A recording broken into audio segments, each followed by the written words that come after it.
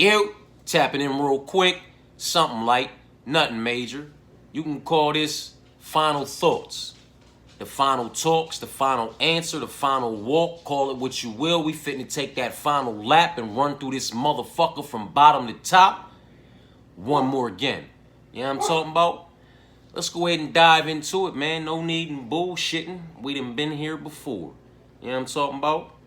That first fight of the night, as of right now, that is still women's MMA. And you hear that? You hear that? That dog is going to bark. Huh? And that was Rhea, the one and only female dog in the house. Zeus and Rocky out there with Rhea. We talking about this big dog barking in this women's MMA bout that's going to kick this card off. And that big dog out there, that 93-pound boxador, got the woof woofing, didn't she? Huh? I'm trying to tell you, man.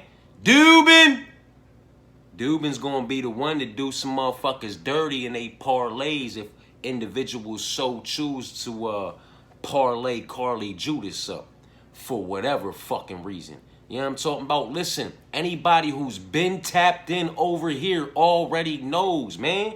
When I posted the video for the Dana White Contender Series, man, when Dubin was taking on old girl, 5-0 for Dubin, 5-0 for old girl, and if I'm not mistaken, Dubin's 5-0 was accumulated up against opposition with combined records of 0-0. Like, she had fought absolutely nobody who had fought anybody prior to fighting her. Everybody she was fighting were individuals making their debuts. You understand what I'm saying to you? Just 0-0 type shit. Up until she came on the Contender Series 5-0 to fight the other girl who was 5-0 and had fought individuals, you know, as far as statistics are concerned, that were a higher level of opposition. She had a harder path to 5-0 based off of paper. You know what I'm talking about? Than what Dubin did. Dubin! So rightfully so. They had Dubin as a significant underdog. I believe she closed at plus 650. And her opponent closed at minus 1,800. Well, that shit didn't last 90 seconds. Dubin got her out of there inside the first 90 seconds via KO, TKO, inside the distance. Caught, clipped, and disconnected Shorty from her consciousness. You understand what I'm saying to you? So, it is what it is. I'm not saying that this, you know, she's that girl. There's anything magnificent about her. You understand what I'm saying to you? But you keep putting these crazy tags on these young women, man, and then, you know, wanting to put your fucking heads through the drywall when that shit go left. Just leave it the fuck alone. There's no reason that these price tags are justified. You understand what I'm saying to you? Old girl is 3-2. Dubin is 6-0. Old girl's 3-2. Now I'm talking about, and she lost her Dana White Contender Series showing. They still gave her a UFC debut. She lost her UFC debut. You understand what I'm saying to you? She's on a 2-fight skid, going up against somebody who's undefeated, won their Dana White Contender Series showing. And I get it, based off of paper, based off of statistics, maybe old girl who's 3-2 has faced a higher level of opposition as of yet.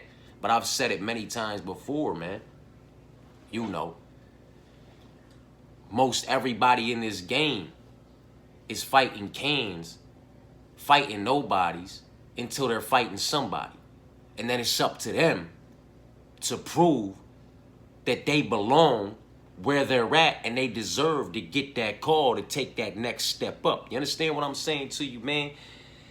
It is what it is, man. Maybe y'all feel me, maybe y'all don't, maybe y'all can dig it, maybe y'all can't, man. You know what I mean? I've already taken too long on this motherfucking fight, man. You feel me? But it is what it is, man.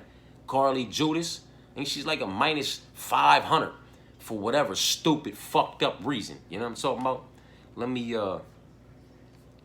me confirm that shit, man. And let me not just be popping the fuck off out my mouth. You know what I'm talking about? Minus 400 now.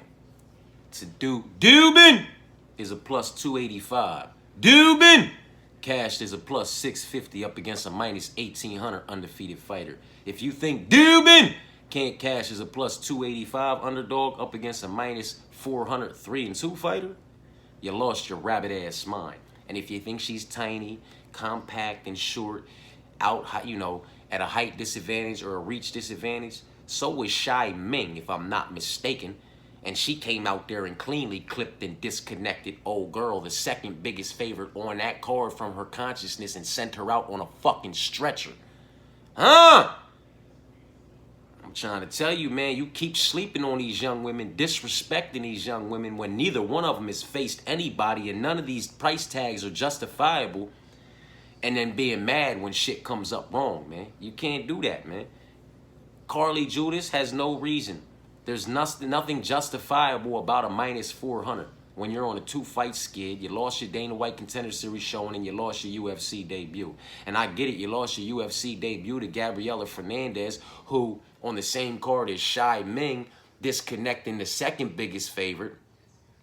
Gabrielle Fernandez caught, clipped, and then took advantage of that vulnerability and submitted the biggest favorite on the card. Women's MMA. One was the biggest favorite on the card in Kong. She got cracked and submitted by Fernandez.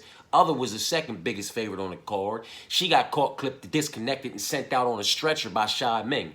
Or by however you say old girl's name. You understand what I'm saying to you, man? Carly took her UFC debut against Gabrielle Fernandez and lost. I guess you can't really frown on her about that. Gabrielle's solid. She well-rounded. She lost her Dana White Contender Series showing. I can't be redundant enough about this shit. Nothing justifies this price tag, man. She trains out of what? Maybe people want to consider her training out of a better gym because she's over there at Hendricks MMA or something, but you can miss me with that shit, man. All right, I'm done. I'm done. I ranted long enough. It is what it is, man. Dubin is the motherfucking pick, man.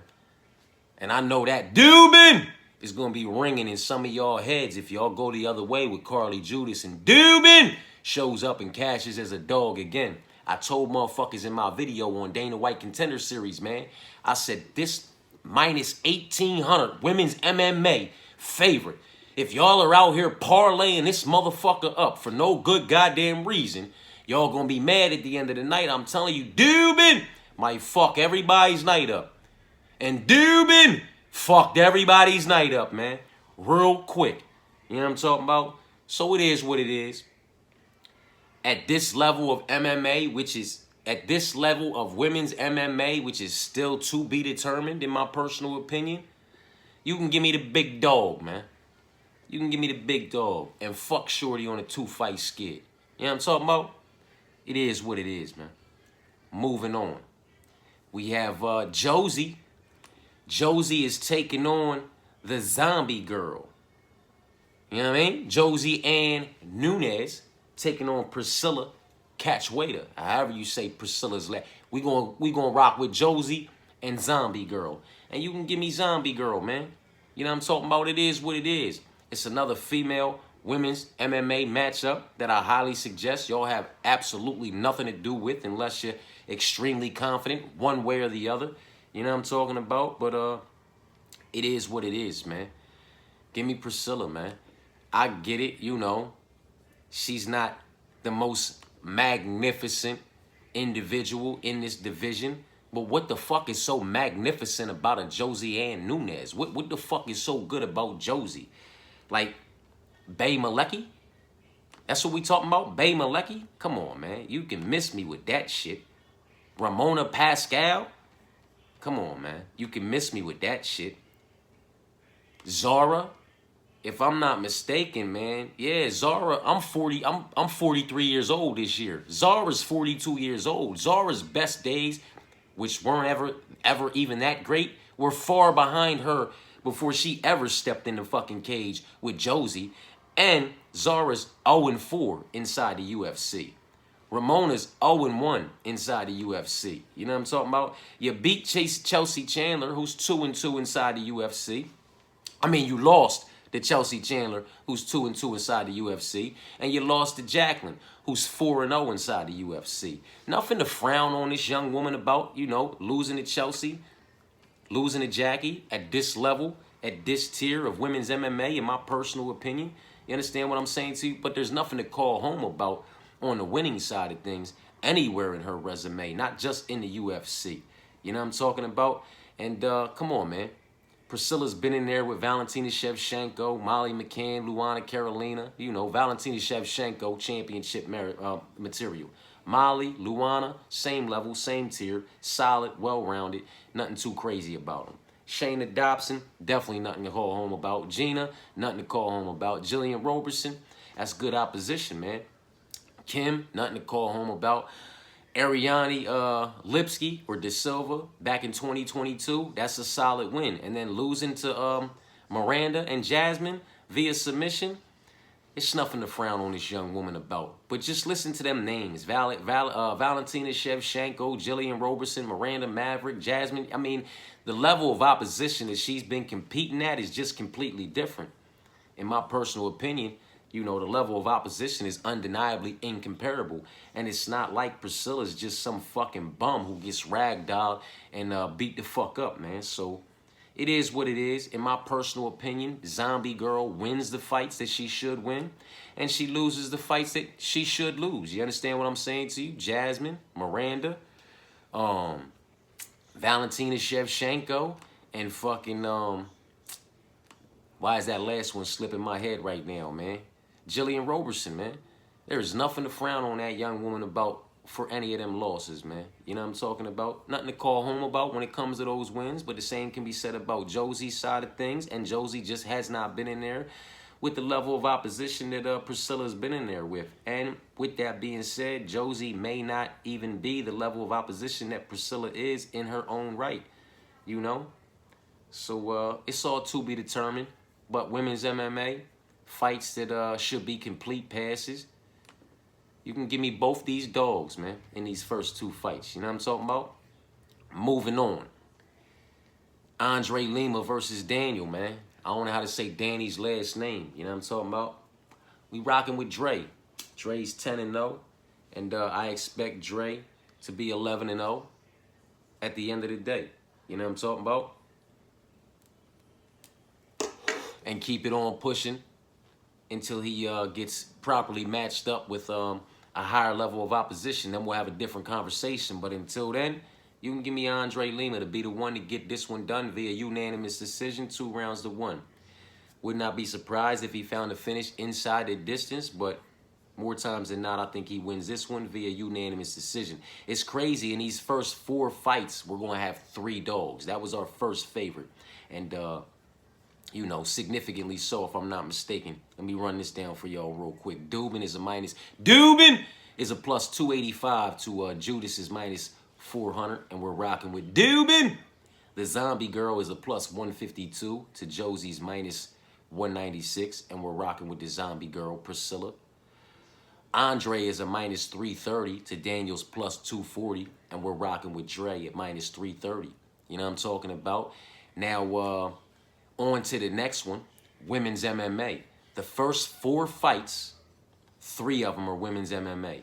I mean, God damn it, man. Let's talk about it. We have Stephanie, and she's taking on Sam Hughes, man. And, you know, if not for nothing else, if not for anything else, one thing I can say about Sam Hughes is she is proven to be very fucking consistent. You understand what I'm saying to you with the body of work that she puts out? It is what it is, man. You know, Stephanie has looked good as of yet. But it's like, has she really though?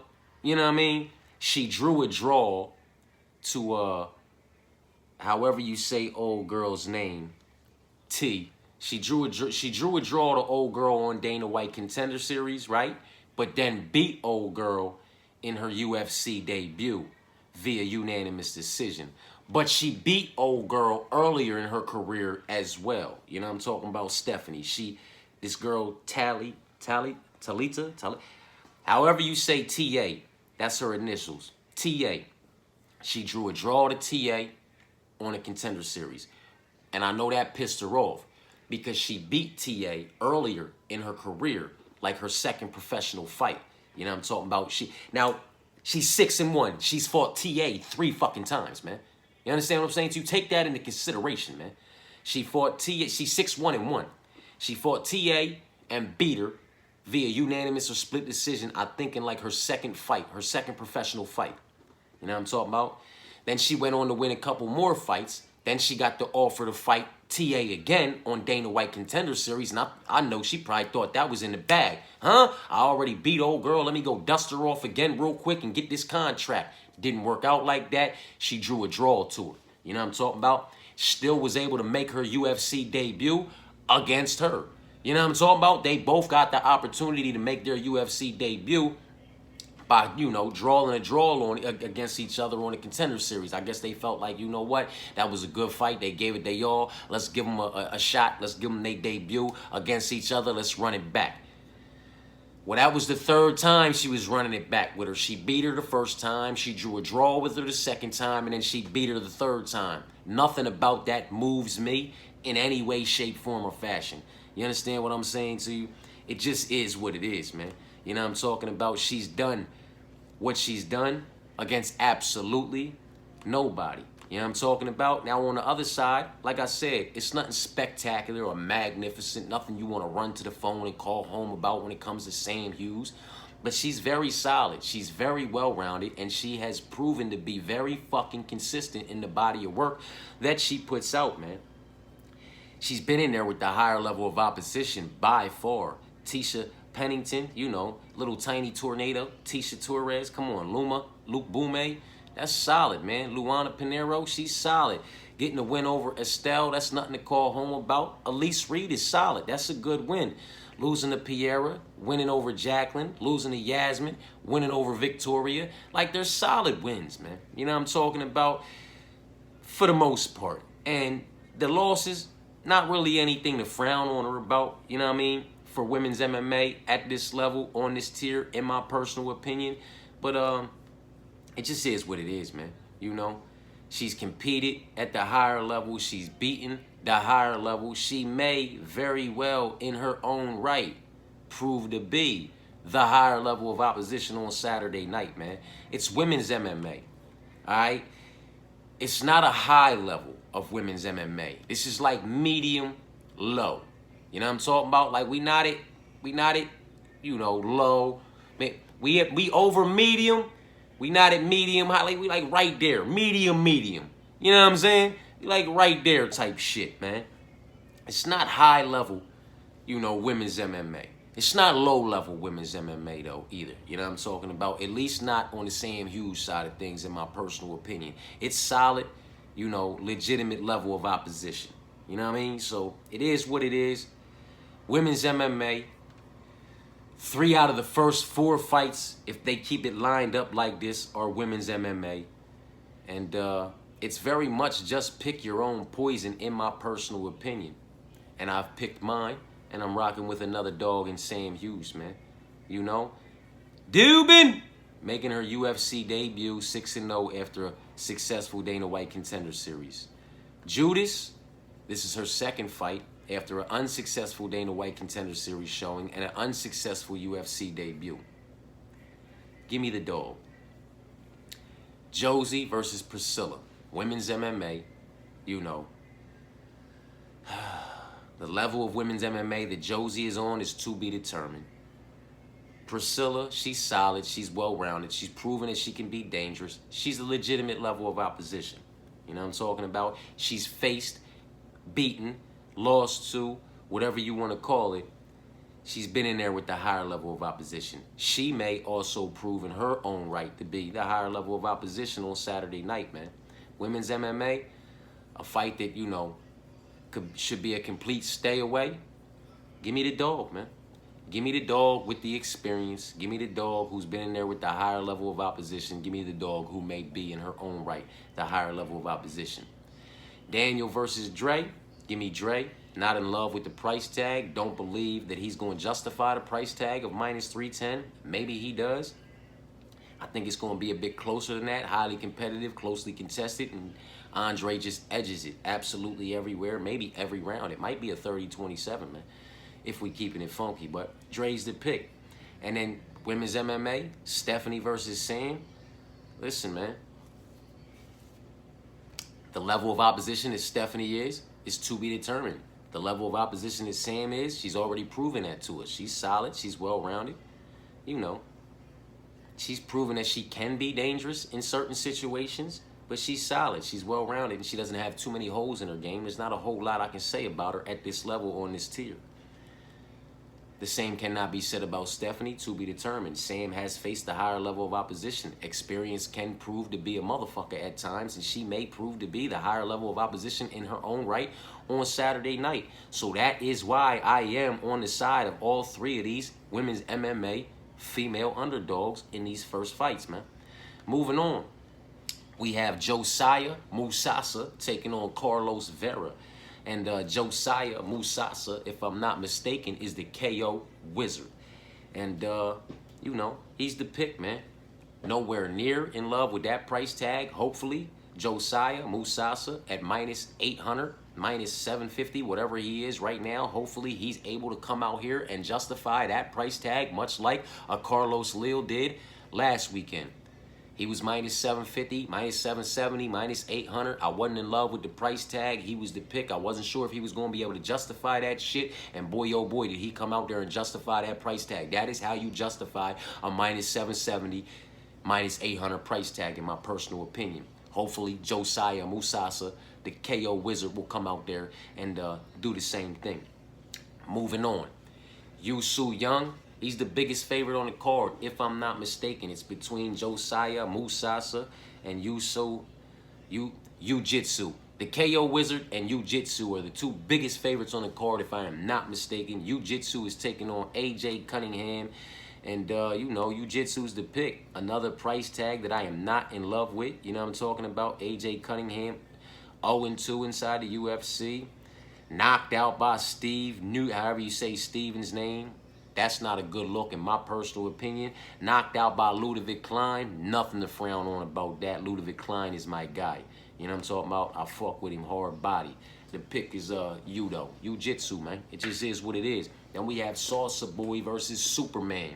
And, you know, Superman is another individual who has been in there with the higher level of opposition. He's been competing up against the higher level of opposition, winning and losing for quite some fucking time. With that being said, man, I've just never been that high on that young man. And, you know, Waldo, Salsa Boy, possesses the proper tool set to grind him out and possibly find a finish inside the distance.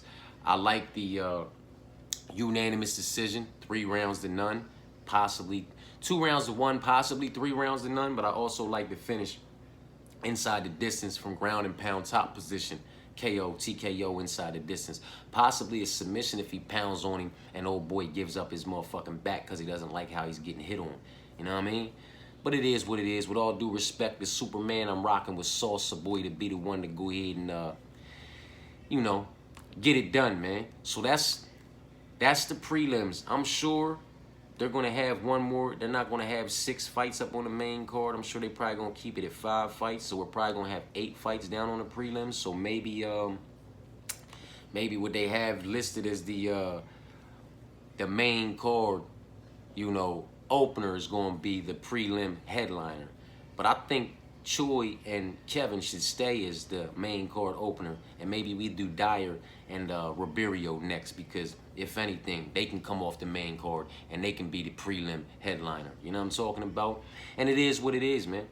Dyer's the pick for me. He's significantly outreached at, you know, by 7 inches, 81 inches for Ribeiro, 74 inches for Dyer. But Ribeiro has a, you know, significant reach on just about everybody he's in there with, for the most part, man. Not a fight that I want a whole lot to do with. Not really high on the Dyer side of things. He's 10-0. I do expect him to move to 11-0, just like Andre Lima. I don't expect these. We have another one on here, right? I'm not. Who is it? Yeah, Musasa. Yeah, I don't expect any of these undefeated fighters, man. Dubin, Andre Lima, Josiah Musasa, and Dyer, however you say his name. I don't expect any of those undefeated fighters to take a L. I think they're all going to remain undefeated, and all of their O's are going to remain intact. But that is to be determined. And this is a volatile matchup. Ribeiro has cashed in the past as a significant underdog. You understand what I'm saying to you? So it is what it is. Proceed with extreme caution, man. Now on to that main card. Let's run through them prelims real quick. You know what I'm talking about? A lot of dogs barking. Dubin! That's who we rocking with. Then we rocking with the zombie girl Priscilla, Andre Lima, Sam Hughes, Josiah, the KO wizard Musasa, Jiu-Jitsu, Yusu Young, and Salsa Boy, Waldo Cortez Acosta, capped off by Dyer over Ribeiro. Now this main card, man, this is it right here. We have Choi versus Kevin. And Kevin, another one of the more significantly favored fighters on the card. Let me see where he's at. Because I know I'm not tripping, man. I know I'm not tripping. Where you at, boy? Minus 560, leaving Choi a plus 370. You know what I'm talking about? And I can't necessarily say that I get it. You know, we're making this individual, you know, one of the more significant favors on the card based off of what? He had a Dana White Contender Series showing where he got knocked the fuck out in round 3 by Gene Silva. I mean, no, he got beat. Unanimous decision by Gene Silva. You understand what I'm saying to you? I guess hats off to him for surviving and not getting knocked the fuck out. But he lost his Dana White Contender Series showing, season 7. I think that's what it says. Whatever. Dana White Contender Series showing. He lost that via unanimous decision to Gene Silva. Then he went on to win a couple fights. Then he came back on the Dana White Contender Series and he knocked old boy Cam the fuck out. You know what I'm talking about? Nothing about any of that moves me. Nothing about anything in his resume prior to that moves me. How many people have we seen come off the Dana White Contender Series undefeated? You know what I mean? With 100% finishing rate intact. And then they just go to shit. So I get it, you know. The resume over here, this roller coaster of a road that Choi has been on inside the UFC does not look that great, you know. But it is a roller coaster of a road that he has been on inside the UFC, facing a higher level of opposition, man. You know, somebody who went to a decision with Masvar Ivalov, man. You know, somebody who's been in that motherfucker with Youssef Salau and beating him, Julian Erosa and knocked him out. You know what I mean? Like, I get it. He's lost. There's some, you know, he's got some losses. Now, the Steve Garcia loss, that last loss, nothing to frown on that young man about. Steve's that guy. And Steve is what? 1, 2, 3, 4, 5, 6, 7 and 2 inside the UFC. Kill or be killed. Absolute gat, in my personal opinion. The loss to Steve. Steve can catch anybody at any given time. So the fucking Choi, though. You know what I mean? Prior to that, he got Jarno Aarons up out of there. The loss to Mike, Josh, and Alex, we could do without. The wins over Julian and Youssef, those are good wins, man. And being in there with Masvidal, you know, that's just, it just goes to show the level of opposition he's been competing against for quite some time. You understand what I'm saying to you? And it is what it is. Maybe Kevin is really that guy. You know, he's 5'7" with a 68-inch reach, switch stance, to Choi's 6 foot with a 74-inch reach, orthodox. You know what I'm talking about? He has a youth disadvantage. I mean, a youth advantage. He just has not fought a great level of opposition. El Chino has not fought a great level of opposition. And Sting just might sting his motherfucking ass and knock him smooth out. Like, I get it. 14-1 looks a hell of a lot more appealing than 11-7. But a lot of motherfuckers come into the UFC with these appealing resumes, and then they just end up 11-7. You know what I'm talking about? I mean, that just is what it is. You know what I'm saying? When Choi came into the UFC, he came into the UFC with 1 loss as well, because he accumulated 1, 2, 3, 4, 5, 6 of his losses inside the UFC octagon. And when you talk about his 6 losses, I mean, One of them's a decision to Masvidal Evilov. Gavin Tucker got him via submission, and so did Alex Caceres. Lost to Josh Coulibaugh and Mike Trezano. Steve, like, these names are just nowhere near the names that are on Old Boy's resume. So while he has losses over here to these individuals, how well would Old Boy have done against these individuals on these timelines at these times that Chewy had to fight him? You understand what I'm saying to you? It is what it is, man. It was a reason that they got Chewy over into the UFC. It's a reason that they've kept Chewy in the UFC after suffering 6 losses, man. You know what I'm talking about? He's 1, 2, 3, 4, and 6 inside the UFC. But where is Kevin going to be if he gets the opportunity to fight 10 times inside the UFC? What is that 14-1 record going to look like after 10 fights inside the UFC octagon? You understand what I'm saying to you? I'm rocking with the big dog, man. You can give me Choi, and that's just all there is to it. You know what I'm talking about? Here's another big dog, Damon Blackshear versus Cody Gibson. And, you know, I know it's a lot of folk out there that are high on Damon Blackshear. I'm not one of them. You know what I'm talking about? We picked him. We picked against him. You know, we picked Montel to be the one to get it done, just like he got it done. You understand what I'm saying to you? I have not found myself on the wrong side of Damon Blackshear too many times in the past, if I'm not mistaken, much at all. You know what I mean? I pretty much know when he's going to win, and I pretty much know when he's going to lose. But with that being said, it's kind of easy to do so. He draws a draw to Youssef Salao. That's when Youssef Salao took a loss in the run, when Youssef Salao took a loss to Choi. Like, Youssef Salao took a loss to Choi, took a loss to somebody else, drew a draw to this young man, and then they booted him out of the UFC, and then he came back. You know what I'm talking about? What, you know, he draws a draw to Youssef. He loses to Basharat. He beats Lacerda. Who the fuck cares? He beats Jose Johnson. Who the fuck cares? And join the club. He loses to Mario Bautista, Montel Jackson, and he beats Cody Statement via rear naked choke. Who the fuck cares? You understand what I'm saying to you? It is what it is. I don't know if this price tag is based off of individuals feeling like Damon Blackshear is, you know, that much more dominant of a wrestler, grappler, or jiu-jitsu practitioner, let alone a striker. Like, I don't know where these price tags are coming from, man. Like, I get it. I get it. Cody hasn't had the greatest run. You know what I'm talking about? In there with Aljo. In there with, you know, that Miles Johns. Maybe this is why people are down on him, because he lost unanimous decision to Miles Johns.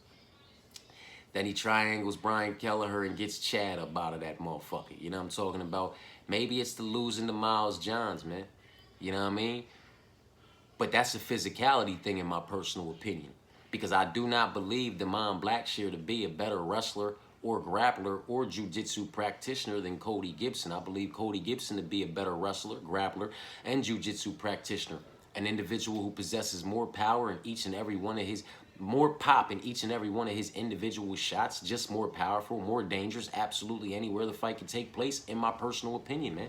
Damon is not that guy. You know what I'm saying?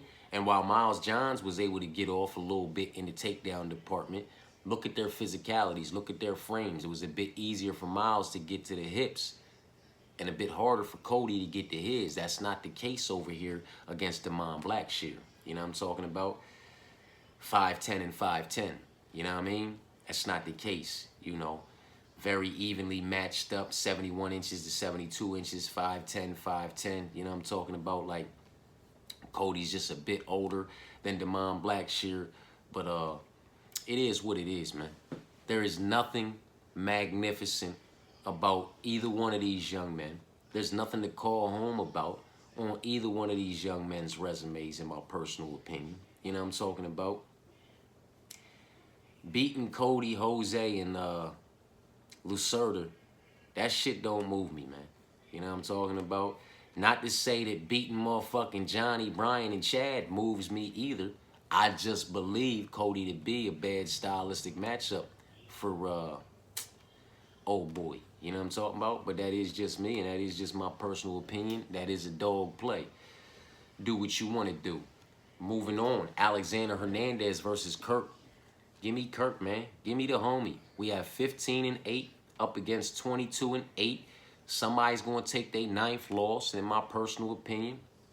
It's not going to be the slight dog. It's going to be Alexander the Great, which absolutely nothing is great about that young man. Outside of his UFC debut and his second fight, like, that deceived a lot of people. He knocked out Beneil Dariush and then beat Olivia Mercier. You know what I mean? But that set him up. I said it in the other, it set him up. By doing that right there, that set that man up. They opened up the gates, and then what happened? He got knocked out by Cerrone, knocked out by Drew Dober, gets one over on Chris, gets beat by Thiago, gets one over on Mike, gets choked out by Hanato, knocked out by Billy Q, which is sad, gets one over on Jimmy, then gets motherfucking beat by Bill Algeo, beat by Damon Jackson, and gets one over on Austin Hubbard. You know what I'm talking about? It's just nothing going on. Those first 2 fights were very deceiving because Alexander has a bit of pop in his shots, and he caught old boy. You know what I'm talking about? Now, Kurt, it's nothing crazy over here neither. You know what I'm talking about? Pat Healy. You know what I'm talking about? Hayoni Barcelos, Shane Burgos in his prime, Thiago Moises. He got over on Austin Hubbard too, loses to Trey Ogden. I ain't mad at him about Trey Ogden, Thiago, or Shane. You know what I'm talking about? Or Pat, if we being honest with each other. But it is what it is, you know what I mean? Pat had a shit run in the UFC later on, down the road as well. You feel me? But I ain't mad at him for that loss when he took it. You know what I'm talking about? It is what it is, man. Pick your own poison. I've picked mine. I think Kurt's going to get it done. You know what I'm talking about? Not necessarily sure how Kurt's going to go about getting it done via unanimous decision. Maybe both their names are rung the fuck off and it's a split or majority type situation. But I'm still rocking with Kurt, man, to get it done. Chitty Bang Bang versus Zaleski Capoeira. You know what I'm talking about? And you know, I don't want anything to do with this fight. I almost want to take another dog. You know what I'm talking about? I almost want to take another dog and be seven dogs, 6 favorites instead of 6 dogs, 7 favorites. Because I feel like some more of these dogs are going to bark and pop the fuck off. I know they have the potential to do so anyway. Chitty can crack, man. Chitty can crack. And Chitty's at a significant reach advantage in this fight, if I'm not mistaken. 6'3" to 5'11", 80 inches to 73. There it is. You know what I'm talking about? And Chitty can fucking crack. Chitty has nice counter hooks, nice checks. He has nice, you know, right down the pipe with the 1-2 when he doubles up on the jab and throws it. Like, it's nice, it's nasty, it's vicious. And I can see him hurting, clipping, and disconnecting, you know, Zaleski dos Santos. But I'm going to rock with Zaleski. I'm going to rock with Zaleski to be the one to go in here and find a way to get it done, man. You know, he's had a nice run. Losing to Nicholas Darby, you know, but then Omari, who cares about this one and this one, then Max and Sean, Luigi for what it's worth, who cares about Chris, Li Jing Liang was getting people out of there at that time, who cares about Alexa, losing to Muslim ain't that good in my personal opinion. He got Benoit, he beat the shit out of Benoit, but Benoit came in upper weight class on his debut, but still, he gave it to Abuba Nurmagomedov, you know what I'm talking about? Then there was the Hanat Fakhretdinov draw, losing to Randy Brown, which I can kind of see. Then he beat Zach, which is nothing to call home about. I can kind of see Chitty playing the role of Randy. You know, Randy had that reach advantage. Randy had that height advantage. Randy was able to kind of keep him at the end of those strikes and implement a better all-around body of work. Chitty beat Jared and Riz, lost to Macau. See, getting knocked out by Gregory and Macau makes me think he might get knocked the fuck out by Zaleski, but who knows, man. He knocked out Mark Andre. He could knock out Zaleski. You know what I'm talking about? Then the split decision over Riz McKee and the unanimous over Jared Gooden. Nothing to call home about, man. I get it. You know, Chitty might be a dog to bark.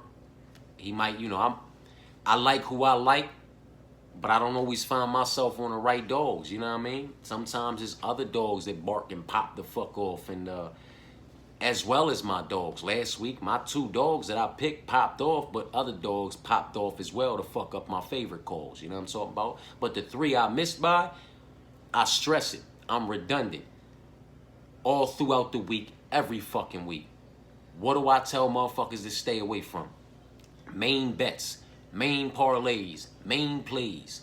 Do your absolute best to stay away from the first fight of the night, the last fight of the night, women's MMA, heavyweight MMA, individuals over the -500 money line are just ridiculously priced for absolutely no good reason, individuals making their UFC debut, and individuals that you have questions on from one side of the fight or both. You trim all of that unnecessary stress out the way, and more times than not, you're going to find your main plays, your main parlays that are going to smack for you every fucking time when you stay away from all that unnecessary stressful shit. Last week, what picks did I miss? I missed the first fight of the night, which was Ozzy and fucking Jordan. I picked Jordan, so I mixed the first fight of the night, but it was also a UFC debuter. You know what I mean? Prospect versus prospect, first fight of the night, UFC debuter. So many reasons to, so many checks in the complete pass section. You know what I'm talking about? Women's MMA, complete pass section, and then the last fight of the night. Those are the only 3 fights that I missed on my picks. The 3 fights that I stress to stay away from in your main plays. You understand what I'm saying to you? So it is what it is, man. This is one of them ones that, you know, I don't want anything to do with, man, because I can see this motherfucker going either which way. The more I talk about it, the more I see Chitty catching, clipping, and disconnecting Zaleski, but Zaleski's the pick. Do what you want to do with it. You know what I'm talking about? Moving on to this main event, Marvin versus Roman. And this one's simple for me. Marvin's just better absolutely everywhere. You know what I'm talking about? We may find ourselves in a situation where it's highly competitive and closely contested for a little bit, but Marvin's still going to edge it absolutely everywhere in every round, in my personal opinion, for a unanimous decision, man. Might be 3 rounds to 2, 4 rounds to 1. Maybe he finds the finish inside the distance if it presents itself, because we'll take that. Maybe it just goes 25 minutes and he wins a unanimous decision. Either way you look at it, Marvin's the pick. You know what I'm talking about? Marvin's the pick to be the one to get it done. So that's that with that, man. I appreciate y'all tapping in. You know, that was the full card breakdown of predictions, final thoughts, final lap, final talk, final walk. Ran through that motherfucker from bottom to top. One more again, call it what you want. You know what I'm talking about? But that was that with that. That is why I'm on the sides that I'm on. And I honestly feel like there's going to be a lot of dogs barking on this card, man. Chitty might be one of them. I might be on the wrong side of that pick, and Chitty might be one of them. You know what I'm talking about? I don't like Dubin. I really feel like Dubin's going to bark, man. Priscilla, I'm fairly confident in Priscilla. Hughes, I'm fairly confident in Hughes. You know what I'm talking about? Choi, I'm solid on Choi. I'm solid on Cody, and I'm solid on Kurt. That's 6 dogs. But I know Chitty might bark and pop the fuck off. That would be 7 dogs. You know what I'm talking about? And maybe all my dogs don't bark. Maybe just a couple of them bark. And somebody that I haven't mentioned barks out of nowhere. You know what I'm talking about? Who the fuck knows, man? I don't know. You don't know. Nobody knows, man. They gonna walk inside that motherfucking cage. Them cage doors are gonna motherfucking close. They gonna be announced, and it's gonna be time to go. You understand what I'm saying to you? And once you start getting busted in your fucking mouth, and God forbid you start getting hit in the motherfucking mouth and ripped to the body by somebody you've never been hit in the mouth or ripped to the body from, so you don't know what to expect. You know what I mean? And that shit get to ripping and hitting way harder than anything you've been ripped and hit with before. That game plan goes out the fucking window. You know what I'm talking about? So, to be determined on all of this shit. You know what I mean? Whether or not any of these price tags are justified, whether or not any of these dogs bark and pop the fuck off, man. You know what I mean? All of that shit is to be determined. Anything can and will happen on any given fight night inside that motherfucking octagon when that cage locks up. You know what I'm talking about? That was it. The final talks, the final answer, the final walk, the final lap. We ran through that motherfucker from bottom to top. One more again. I appreciate y'all for tapping in. Peace and blessings.